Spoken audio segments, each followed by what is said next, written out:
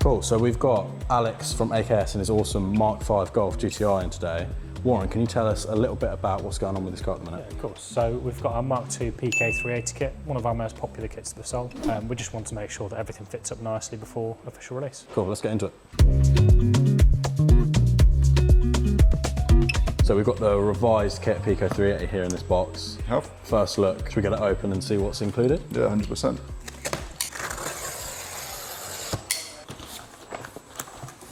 Start with one of the best things in here, the filter. So the heart of the PK380 kit is the PK380 air filter. Specifically designed the spinning for this kit back in the day when we first developed the kit. It's a 180mm base spinning full foam body here with a 90mm diameter outlet on the neck here. But as you can see, with a huge radius, so this allows for really, really good airflow, speed, flow, volume, everything we're going to get from that. Cool. Kind of makes the heart of the kit and what's going to essentially lead to everything else within it. That is then surrounded by a custom heat shield that has been developed specifically for 2-litre TFSI. So here, so as you can see here, so provisions for where the filter will sit, the inlet pipe that comes in, and a couple of little bracket holes here for OE mounting bracket points. We have 2 silicone hoses. So the first one here is the turbo hose. So this is the one that goes straight down onto the turbo. Internally stepped, so nice smooth airflow transition directly onto the turbo. It has the provision for KO3, KO4 outlets. So KO3, this has a blanking plug in here, as the DV is located on the turbo. KO4 cars have a relocated DV and a throttle pipe at the front. So then we offer a provision for a connector pipe to go to that, to follow that down. Awesome. And then we have the joiner hose that goes onto the pipe, onto the filter itself. We have a fitting kit.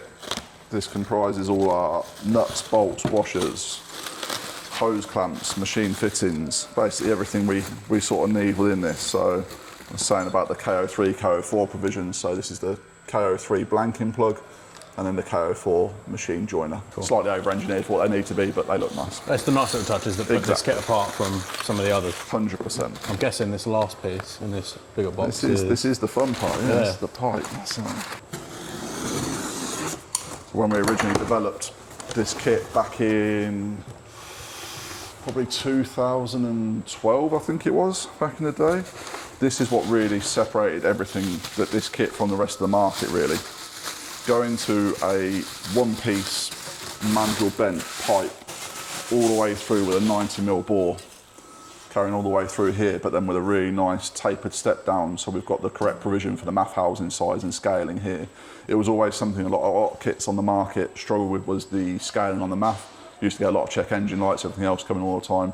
The way we developed this and the size that we did on this has made it perfect, and is what has essentially led it to be the market leader of a kit like this for the 2-litre TFSI platform. Nice. So are there any revisions visibly present right now over the previous iteration of the kit? Yeah, so when we first developed it, we've increased the mounting point here, so this now has an extra sort of boss plate on here to prevent any sort of damage and cracking to the pipe. Okay. We've shortened the end of the intake pipe here ever so slightly. Now that was for cars that had the xenon headlights. There used to be a slight issue with a bit of rubbing on the filter. We've got a slightly longer silicone joiner hose here, but also shortened this end so we can allow for a little bit more movement and hopefully get the large filter away from the headlight much better now, so a little bit more clearance and provision for that. It's just little sort of subtle differences that hopefully are going to really make it, you know, the kit that everyone always loved and enjoyed before.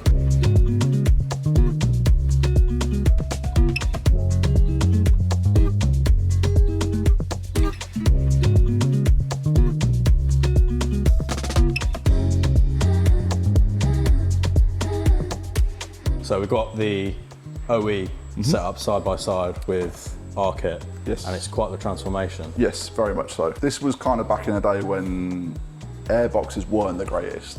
Certainly, I think OE airbox manufacturing and how they've been doing that side on the intakes is much improved, as we've seen with the likes of like the new M3, M4 stuff, how well those OE systems work and what you have to really do to make power from them.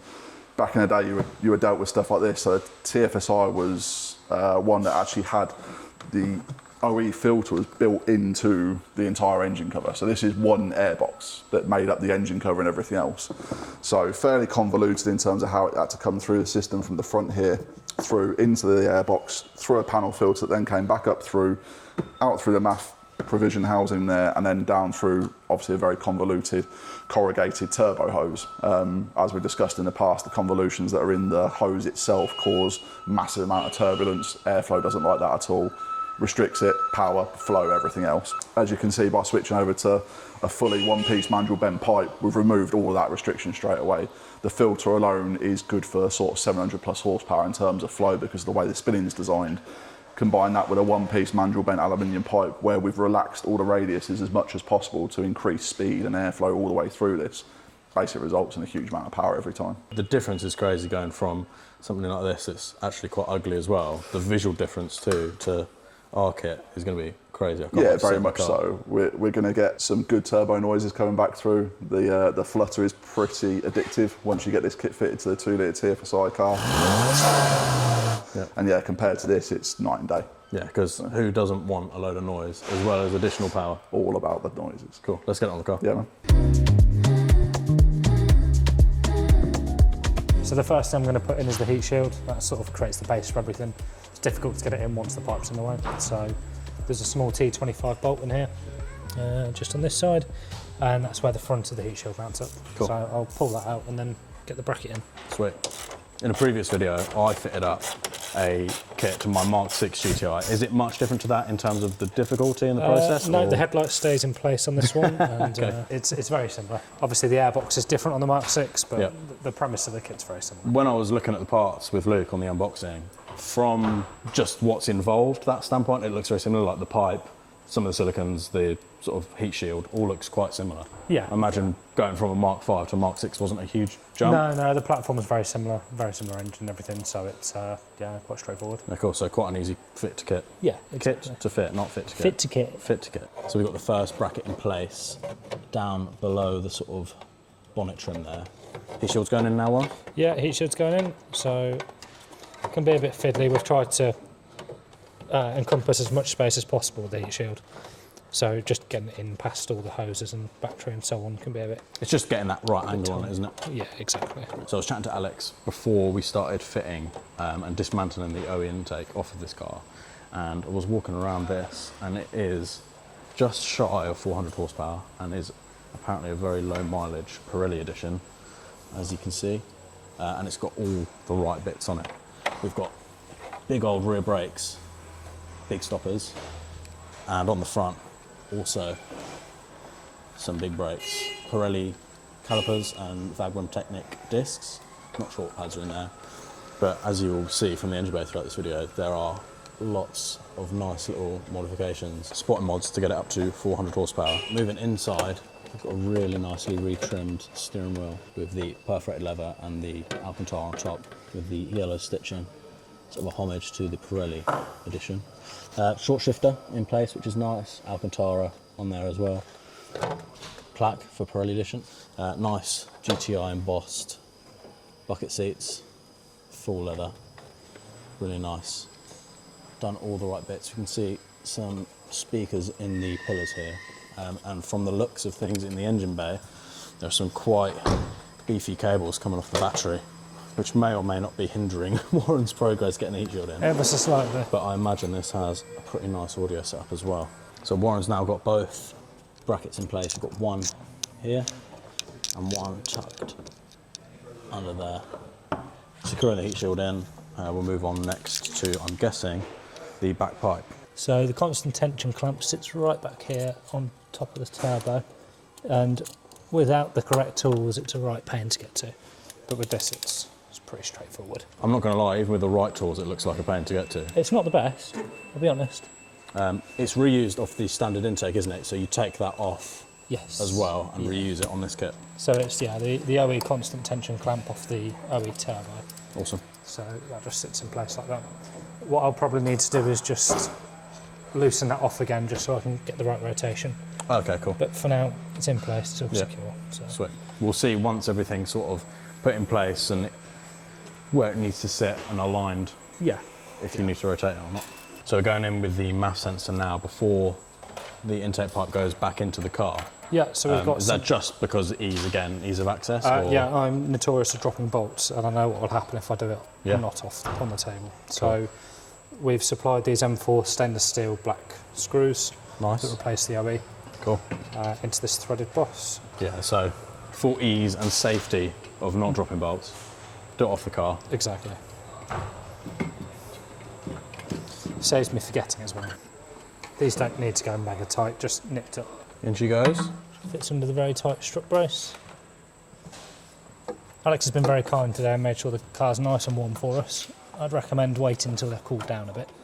Well, on a cold day it would be all right, but it's not a cold day. It is not. It's a horrible, sticky, humid day. That seemed to go in really nicely, despite the strut brace up top. Yeah, so the kit fits really well with a lot of aftermarket hardware, which is quite nice. You can already see after just a few steps how easy this kit is to fit and just how it will look once it's finished. You can already sort of envision a filter on here. Exactly. So again, I like to leave these bits loose for now. Just get everything else in place first. Cool. We've got a slightly longer bolt for this bit, so there's a small spacer just to sit the pipe off in the right position. Okay. Previously we used just a straight spacer, but now we've made it sort of like a top hat, so this fits nicely inside that hole, so you've got proper location. Cool. And that's one of the revisions being made It is, from the previous iteration. Nice. So it just makes it a bit easier to hold things in place. Yeah, cool.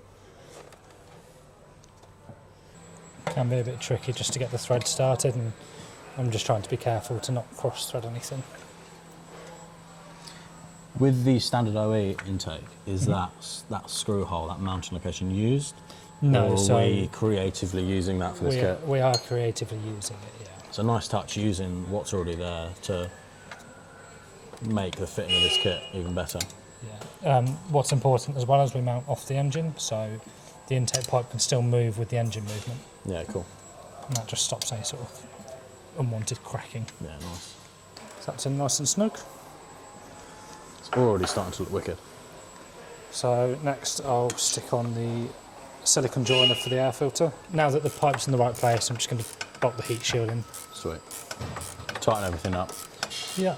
Again, not going too tight, are we? Just making sure everything's nicely nipped up. So we use nylock nuts in all these fittings, so it doesn't need to be crazy. Yeah, cool. No, it's just this one down at the front. So now the heat shield is in place and tightened up. Yep. Going on with the silicone. Yeah. So I'm just making sure here that I've not pushed it on too far, so we've still Okay. got enough room to get the air filter into the end of the silicone. Yeah, if you remember, another one of the revisions was slightly shortening this pipe, just so we have a bit more adjustment on there for the air filter so it doesn't foul on the inside of the xenon headlights. There we go, it sits in there quite nicely. Just standing here already and seeing where the filter's going to end up when it's tight, it looks perfect for a ducted headlight. For those applications that demand a lot of air for a lot of power. Yeah, quite straightforward to do, really. This kit just seems to be universally the best option for this car, 100%. especially with these revisions now. Again, Jubilee clamps don't need to go crazy tight. All it's doing is just stopping the filter from coming out, so don't need to go mad with these. Fit was all tight on there now. Last things to do are tighten up the silicone that connects to the turbo. Yeah, so we've got this small little connector to connect from the two silicone hoses together. Yeah, nice. So is this present on all cars, or is it because this is upgraded to a KO4 turbo, isn't it? Yes, it's the KO4 turbo, yeah. So this is specific to this car, but both this connector pipe and the bung to blank this are included in the kit, aren't they? They are, yeah. That's a nice touch as well. Actually, I have to show off the bung because it is machined with the Pipercross hashtag logo in there. Another nice touch. So these machine parts have all got step matches, so you know exactly how far to push it in, and you don't end up shoving it in too far one end and not far enough on the other. Yeah, cool. So I've noticed you've, rather than putting it into the silicone on the intake side of things, you've put it into, I believe this is for the blow-off, isn't it? Put it in the blow-off end and then using that extra leverage to push that into the... yeah, so where the silicones we silicone. use are quite thick ply, they're not very malleable. So although this does fit, it's just a bit of a tight tight squeeze. Yeah, it looks it. There you go. So after I'll go elbow beast. grease, it does go on nicely. It looks quite OE actually. That's a really nice fit. Yeah, it's not quite a snug fit, but Yeah. again, we don't want any leaks here. So last job is just plug the muff back in. Which is really simple. Yeah, nice and easy. Just push until it clicks, like so. Awesome. Sweet. There we are.